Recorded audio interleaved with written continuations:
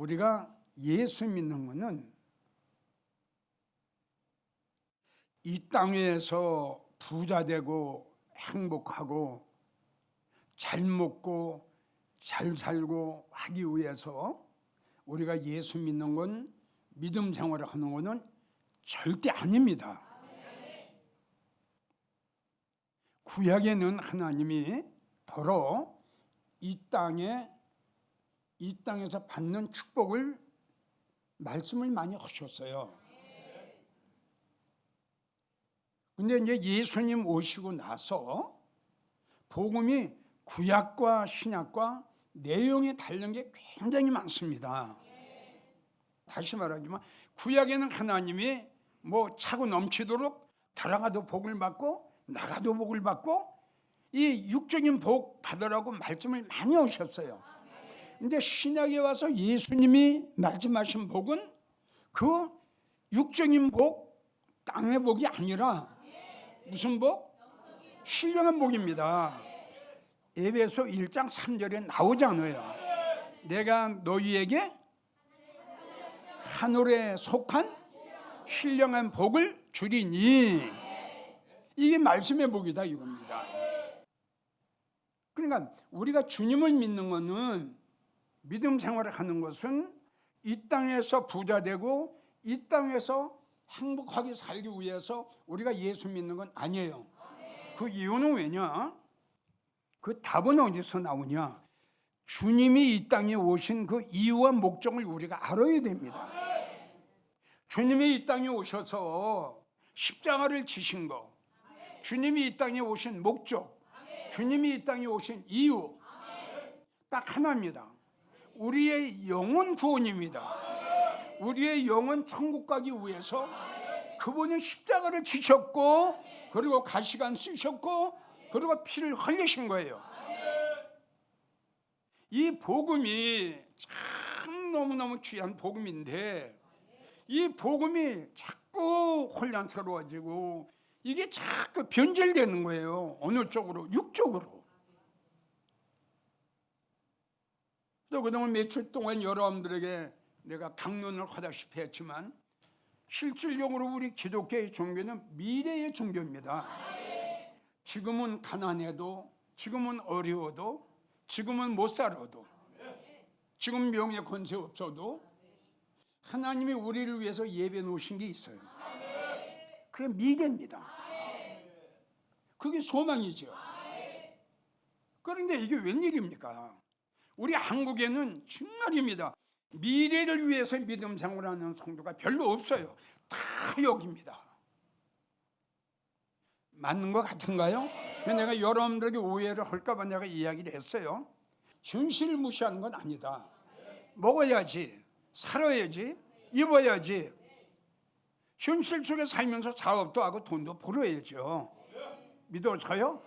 자, 여기서 우리가 답을 찾아야 돼요. 믿음은 뭐냐? 이거 믿음의 정의가 뭐냐 이겁니다. 믿음은 바라는 거예요. 바라는 게 뭐냐 그러면 소망이에요. 이게 미래입니다. 내가 사업으로 돈을 버는 것도 미래. 미래를 위해서 사업하고 돈을 번다는 건 주님으로 해서 하는 거예요. 주님으로 해서 하는 게 바로 나를 위해서 하는 거다 이겁니다. 이걸 우리가 알아야 돼요. 그리고 우리가 다시 말하지만 우리가 예수 믿고 믿음 생활하는 것은 제일 첫째, 천국 가기 위해서 우리가 주님을 믿는 건데, 사실 천국의 확신을 갖고 천국의 소망을 갖고 살아가는 성도가 우리 한국교회에 몇 명이나 되냐 이겁니다. 그러니까 다시 한번 이야기하지만 코로나로 인해 가지고 120만 명이 교회를 떠났어요. 이거 불행한 일 아니에요? 왜 떠납니까? 믿음 생활을 하면서 믿음이 바로 정립이 안 된 거예요, 이게. 그러니까 믿음이 바로 정립이 안 됐다는 건 뭐냐 그러면 천국의 확신이 없어요. 여러분, 천국의 확신이 있으면 믿음으로 살아가는 거예요. 그 믿음은 뭐라고 그랬지? 그렇죠. 소망 중에 천국을 소망 삼아 살아가는 게 이게 믿음의 성도다 이겁니다. 참 안타까운 건 그거예요. 참 주님이 이 땅에 오신 그 목적과 이유는 우리 영혼 구원해 주시려고, 우리 천국 백성 만들어 주시려고. 아멘이에요? 그런데 목사로서 안타까운 거는 목사들 자신도 여기서 만리장성을 지금 짜고 있어요. 그러니 성도들은 말할 것도 없죠. 몇백 년, 몇천 년 살 것처럼 여기서 만리장성을 쌓고 있어요. 천국을 소망 삼아 믿음 생활 한다면 천국에 확신이 있는 성도예요. 어떠한 일이 있어도 절대 주님을 떠날 수가 없어요. 천국이 믿어지는데 여러분, 자, 순교자들이 목이 잘렸죠. 팔다리가 톱으로 쳤어요. 그러면서도 끝까지 주님 찾는 거예요. 믿음의 정절을 지키면서. 전국에서 방송을 통해서 이 설교를 듣고 계시는 성도님들, 정말 나는 여러분들에게 중간중간 여러분들에게 애원한다고 했어요. 여러분들 이제는 여러분들이 과거에 어떻게 믿음 생활을 했던 간에 그건 다 땅속에 묻어버리고 이제 여러분들 새 출발해야 됩니다. 새 출발하지 않으면 분명히 여러분들에게 이야기합니다. 여러분들 불행해집니다. 보십시오. 지금 잘 될 것 같지요? 결과가 좋아야 돼요. 아멘? 끝 마무리가 좋아야 돼요. 지금 아무리 사업이 잘 되고 아무리 잘 살고 아무리 부와 영혼을 누리며 아무리 근심 걱정 없이 살아간다 해도 그게 나의 믿음의 인생의 전부는 아니라는 거예요. 결말. 자, 이제 믿음 생활을 하려면 천국을 바로 알고 믿음 생활을 해야 돼요.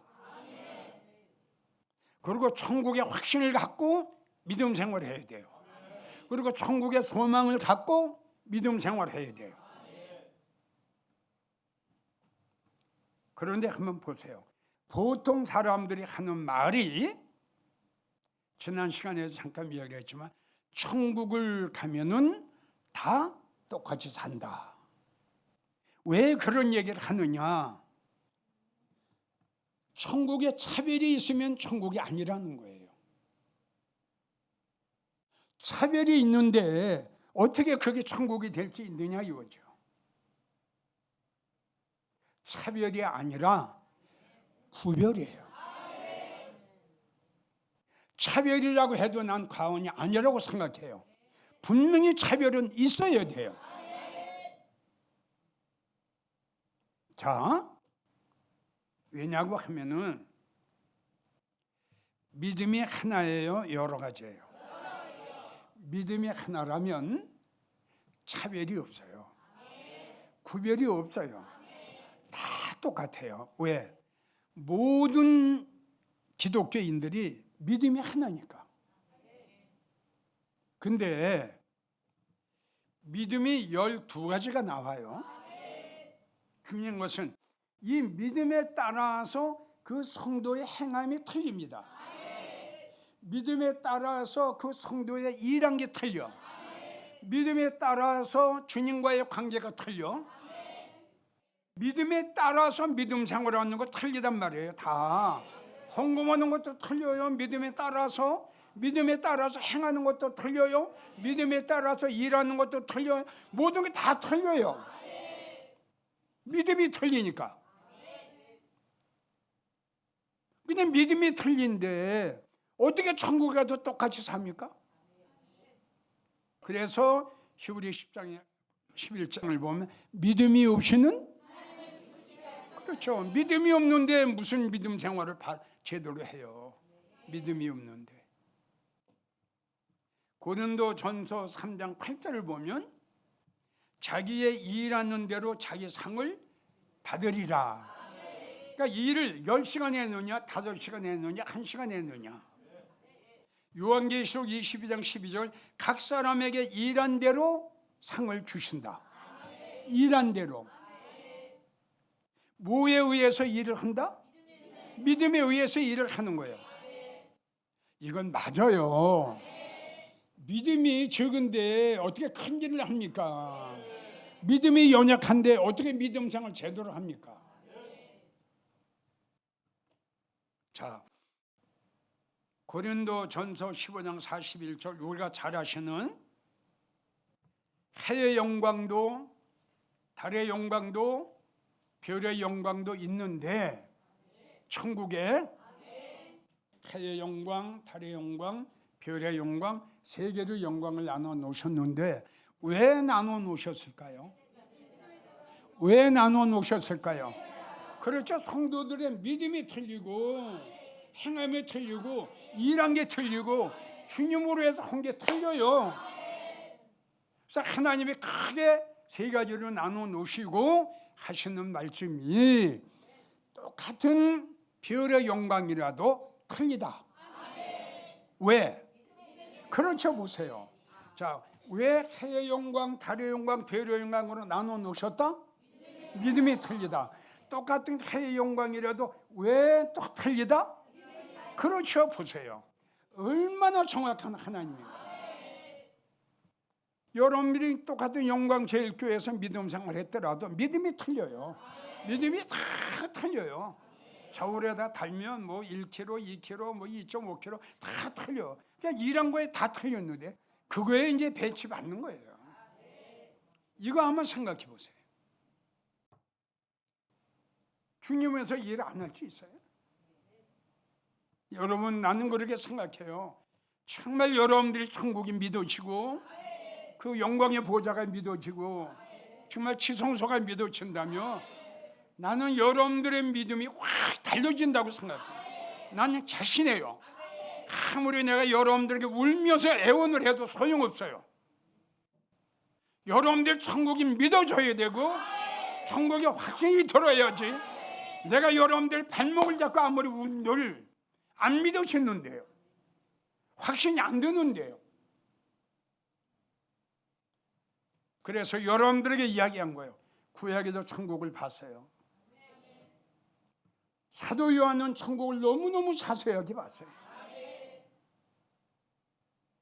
주님 믿을 바에는 천국을 믿어야죠. 천국을 소망 삼아 살아가야죠. 천국의 확신이 100% 믿어지고 그 영광이 100% 믿어지면 난 설교가 필요 없다고 생각해요. 그 영광이 실상이 될 텐데 그게 믿어지는 거예요. 내가 아버지의 그 아버지 그 이사야가 본 그 하나님의 보좌를 보세요. 다니엘이 본 그 하나님의 보좌를 보세요. 불꽃 같은데 그 안에 내가 들어간다? 그 안에 내가 들어간다? 이야, 이게 한 70%면 믿어져도 우리의 믿음 생활이 우리 신앙 생활이 확 바꿔질 텐데 그게 안타까운 거예요. 나는 이 말씀에 해당되는 성도 즉 고린도전서 15장 41절에 해당되는 성도가 있다면 그러한 성도는 제일 첫째 주님을 사랑했어요. 잠언 8장 10절 나를 사랑하는 자들이 내가 너를 사랑했다. 네가 나를 사랑했기 때문에 내가 너를 사랑했다. 사랑했고 사랑을 받았기 때문에 이 말씀과 해당이 되겠죠. 시편 18편 1절 여호와 하나님 내가 주님을 사랑합니다. 요한복음 21장 베드로야 다른 사람보다 더 나를 사랑하느냐? 내가 주님을 사랑하는 줄 주님이 아시나이다. 이 고백이 나와야 돼요. 다시요. 하나님이 계신 그 보좌, 주님이 계시는 그 보좌, 아무나 안 되죠. 그러나 그 말씀에 믿어지고 그걸 소망 삼아 살아가는 성도들 가능성은 있죠.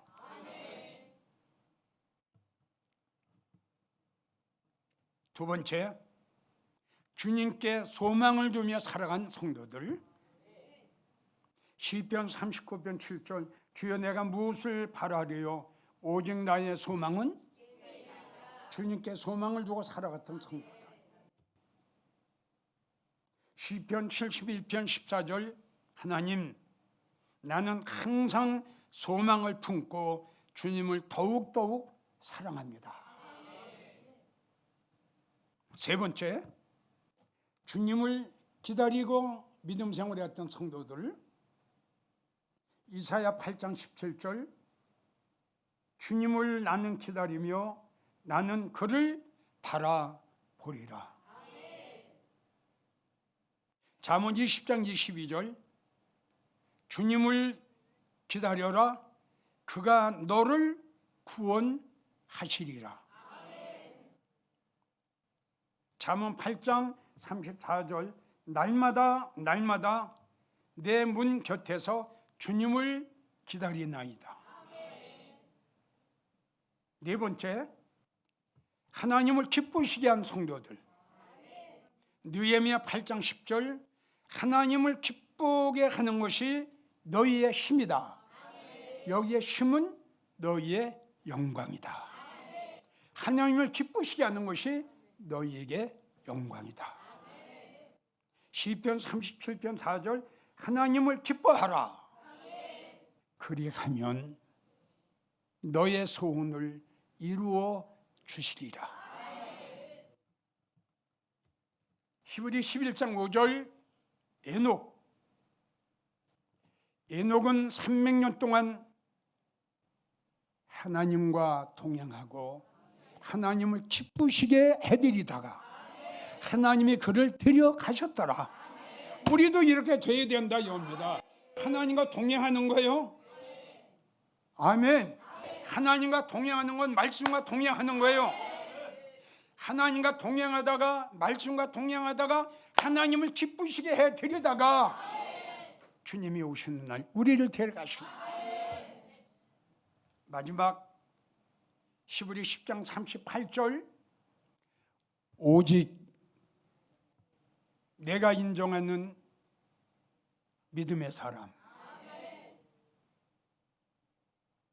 오직 내가 인정하는 믿음의 사람.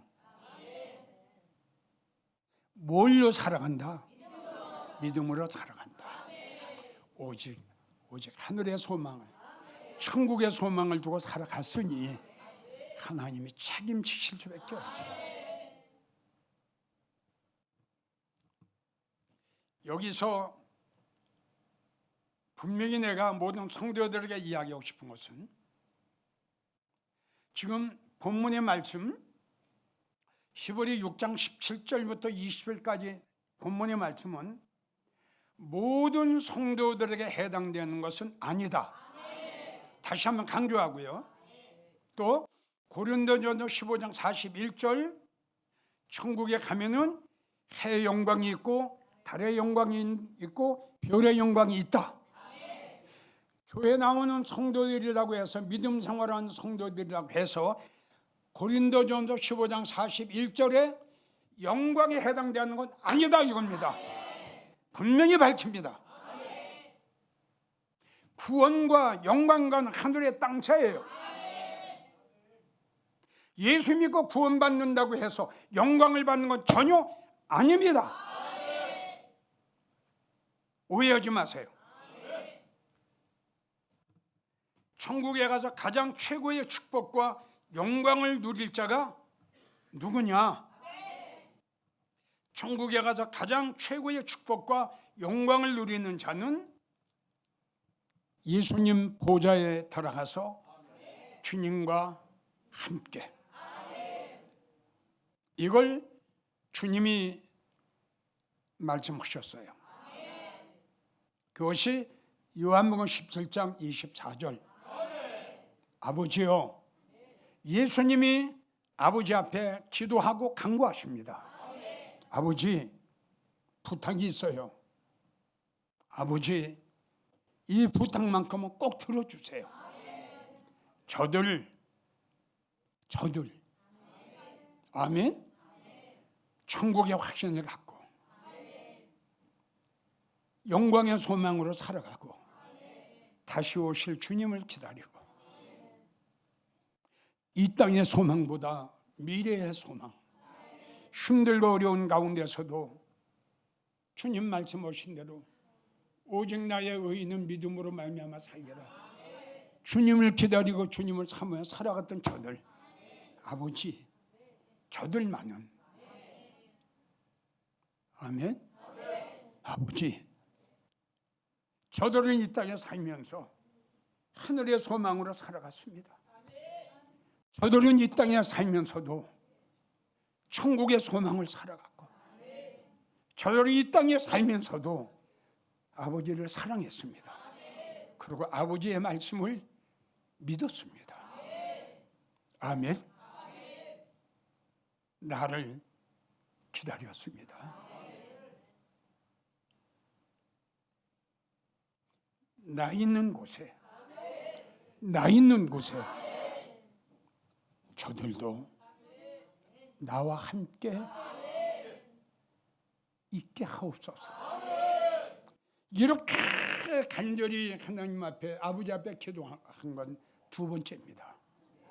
첫 번째 예수님의 간곡한 기도는 십자가 지시기 전에 아버지, 할 수만 있으면, 그러나 나의 뜻대로 마옵시고 아버지의 뜻대로 하옵소서. 우리 예수님이 살아생전 3년 동안에 가장 간곡하게 기도하셨던 것이 십자가를 앞에 놓고 땀방울이 변해 핏방울이 됐다. 그 다음에 하나님 아버지 앞에 간절히 간구하신 기도가 이 기도예요. 보세요. 아버지요, 얼마나 간곡하게, 누굽니까? 어떤 성도 때문에 아버지가 이렇게 주님이 눈물 흘리시면서 아버지, 우리의 마음을 얼마나 불려요? 누구 때문에? 아버지, 부탁이 있어요. 저들 하늘의 소망으로 살아가고 천국의 소망으로 살아간 저들, 나 있는 곳에 저들도 나하고 꼭 같이 있게 해주세요. 주님이 지금 이렇게 살아갔던 성도들을 우리 주님이 얼마나 사랑하셨으면 이렇게 아버지 앞에 이렇게 간곡하게 부탁하실까요? 그러한 성도가 어떤 성도길래, 그러한 성도는 어떻게 믿음 생활을 했길래 이 말씀을 그냥 흘려보낼 게 아니라 다시 한번 말씀드리지만 아버지, 성경에 나오잖아요. 아버지, 일단 예수님의 아버지를 간절히 불러요. 그리고 이제 부탁을 하는 내용이 저들도 나하고 같이 살게 해주세요. 성경에 이러이러한 말씀이 어디 있을까요? 우리 이런 성도 됩시다. 누차 이야기했지만 결론을 맺습니다. 전국에서 이 설교를 들었던 성도 여러분, 우리 인생은 산바닥만 많고 또 안개 같은 인생이다. 언젠간 하나님이 부르시면 오늘이라도 오늘 저녁이라도 갈 수밖에 없는 우리 인생들이다. 너무 돈에 욕심내지 말고, 너무 이 땅에 미련 갖지 말고, 오라 그러면 두 손 들고 갈 수밖에 없는 하루살이와 같은 인생. 어찌 그리 잠시 왔다 잠시 가는 인생살이에 여러분들의 모든 상해를 걸려고 합니까? 영혼을 위해서 걸어야지요. 미래를 위해서 걸어야지요. 영광을 위해서 여러분들이 투자를 해야지요. 여러분, 미루는 자들이 되지 마십시오. 어리석은 자들이 되지 마십시오. 나중에 후회합니다. 내가 왜 이렇게 살았는가 하고 가슴을 칠 겁니다. 성경의 길에 이야기한 대로 슬퍼할 겁니다. 애통할 겁니다. 통곡할 겁니다. 주님 오시기 전에, 하나님이 우리의 생명을 거둬가시기 전에 천국의 확신을 갖고, 천국의 소망을 갖고 믿음으로 살아가는 여러분들이 되기를 주의 이름으로 부탁합니다.